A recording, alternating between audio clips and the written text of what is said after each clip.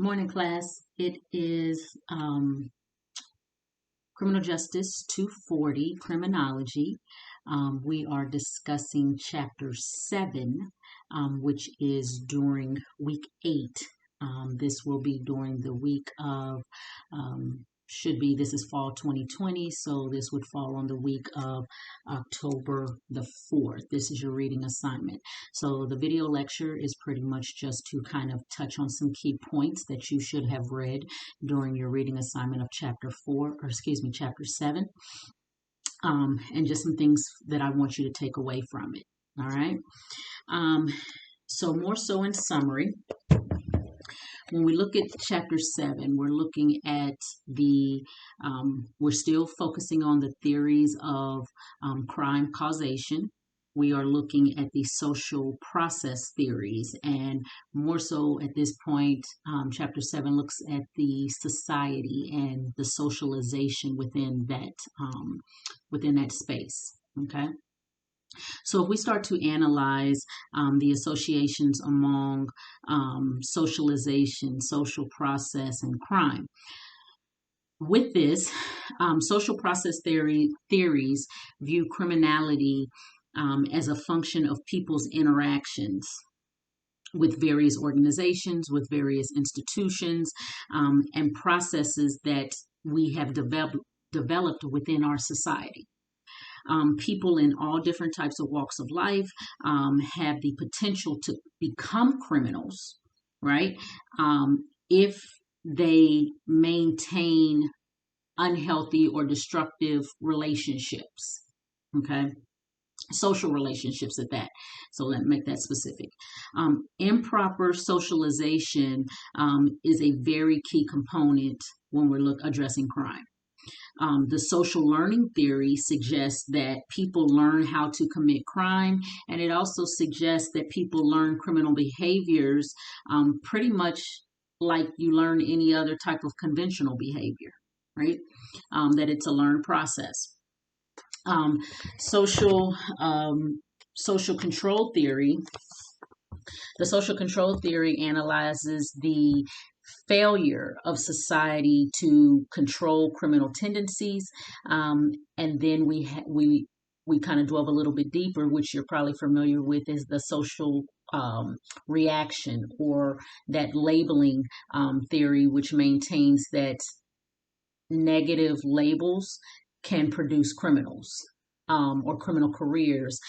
It can encourage criminal behavior when under the labeling theory. So if we assess the effect of families and education on crime, right? Kids that grow up in troubled families tend to be crime prone. Parental efficiency reduces crime. It also says that divorce can strain families. School failure is linked to delinquency, as well as dropping out may influence later criminality. The text also discusses how school violence and conflict also are components and issues that need to be addressed. So if we look at the link between peers and delinquency. So delinquent peers sustain individual offending patterns. Delinquent friends may help kids either neutralize the fear of punishment, right? So the greater the exposure to delinquent peers, the greater the likelihood of criminal behavior. Chapter 7, starts to address how personal beliefs can impact criminality. People with very high moral standards generally can resist crime. Okay. Church attendance is related to low crime rates. The more people attend religious services, the less likely they are to engage in any type of antisocial behaviors. Again, these are personal beliefs, and depending on what your personal beliefs are, can influence how you behave and engage in certain behaviors, whether that be non-criminal or criminal. If we start to look at these compare and contrast among social learning control and reaction theories. Chapter 7 talks about, according to the social learning theory, people learn the techniques and attitudes to support crime from those very close and intimate relationships with criminal peers. Remember, crime is believed to be a learned behavior, and the social control theory maintains that people are controlled by their bonds to society. Crime occurs when the forces that bind people to society are weakened or broken, and at its core, the social reaction theory, or that labeling theory that we just spoke of, holds that a criminal career is sustained by social labels and stigmas, and that when significant members of society label them as deviants or criminals, people generally will accept those labels as part of their personal identity. There is some different forms of the social learning theory that has kind of taken place. The differential association theory was formulated by Edwin Sutherland, and it holds that criminality is a result of a person's perceiving an excess of definitions in favor of crime. So there were some theorists called Gresham, Sykes, David Matza, that your text talks about, and they created the theory of neutralization, which basically stresses that youth learn mental techniques that enable them to overcome societal values and drift into delinquency. Another theorist, Ronald Aker, posed a behavioral version of the social learning called the differential reinforcement theory. Okay. Chapter 7 talks about the principles of Hershey's social bond theory. And in this theory, the control theory maintains that all people have the potential to become criminals. But whatever bonds that they have to conventional society prevents them from violating the law. This view suggests that a person's self-concept aids his or her commitment to those conventional actions, and it is here that Travis Hershey social bond theory describes social bond as containing elements of attachment, of commitment, of involvement, and belief, and that if those bonds are weakened, it allows youth to behave antisocially. Okay. Let's summarize real quick the basic elements of the social reaction, or more familiar, the labeling theory. So again, the social reaction or labeling theory holds that criminality is promoted by becoming negatively labeled by significant others. So if you get a label such as a criminal, an ex-con, a junkie, an addict, those labels isolate people from society, and it locks them into a shell for the most part. Crime and criminality are social constructs, and one person may be labeled deviant while another may find that their behavior is excused.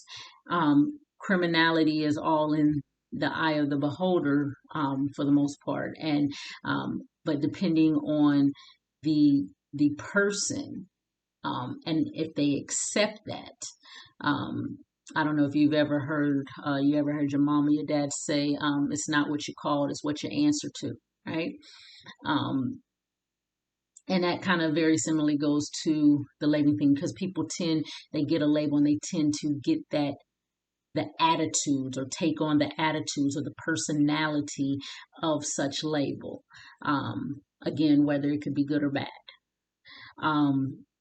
Chapter 7 talks about the research that kind of underlines the labeling approach, and more so it dwells into how labels create expectations that the labeled person again will act in a certain way, right? Labeled people are always watched and suspected.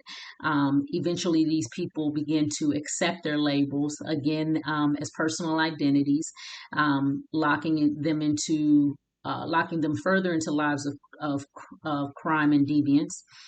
People begin to view themselves as other people view them. Um, Again, troublemaker, drug addict, criminal, uh, gangbanger. Um, there was a theorist, Edmund Lamert, that suggested that people who accept labels are involved in some type of secondary deviance, while primary deviants are able to kind of much manage a undamaged type identity. And lastly, with chapter 7, it talks about the efforts to link social process theory to crime prevention efforts, right? So with the social process theories, they greatly influenced social policy. They have been applied in treatment orientations as well as community action policies in your community. Some programs teach kids very conventional attitudes and beliefs. Others are designed to improve the social bond that they may have with parents and teachers. Another approach is to reduce that stigma of the criminal conviction by creating alternative treatments and expunging records. There's always a push to and and as we kind of just referenced with the labeling, somebody comes out and they're labeled a felon, or they have this tag as a felon, right? Because they've been convicted of a crime, they have done their time, and now they have reintegrated back into to society. However, when it comes time to trying to find employment or sustain a trade or work, there are so many collateral consequences that people have to face by having a felon on their record. So we start to look at some of these social process theories and how it relates to crime convention, is that there are a lot of programs that start to work out how do we encourage and enable these people to come back into community and function as law-abiding citizens without that label of the felon hanging over their head. All right, so that's chapter 7. You all have a good week, and I'll talk to you soon.